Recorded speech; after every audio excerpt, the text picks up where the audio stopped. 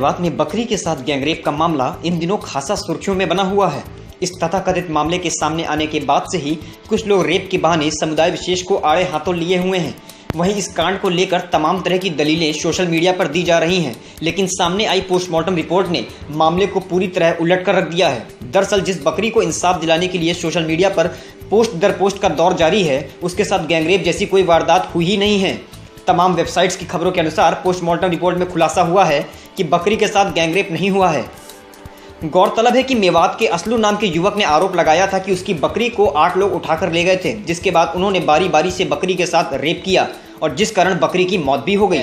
मामला सामने आने के बाद पुलिस ने शिकायत दर्ज कर बकरी को पोस्टमार्टम के लिए भेज दिया। वहीं सामने आई पोस्टमार्टम रिपोर्ट के अनुसार बकरी से रेप हुआ ही नहीं है।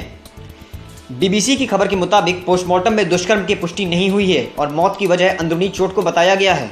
वहीं इस मामले में अभी तक किसी की गिरफ्तारी नहीं हुई है। पुलिस पीआरओ जितेंद्र के अनुसार मामले में जांच अभी चल रही है। न्यूज़ टाइम्स के लिए गौरव शुक्ला की रिपोर्ट। सब्सक्राइब करें हमारे YouTube चैनल को और हर अपडेट पाने के लिए बेल आइकन को दबाएं।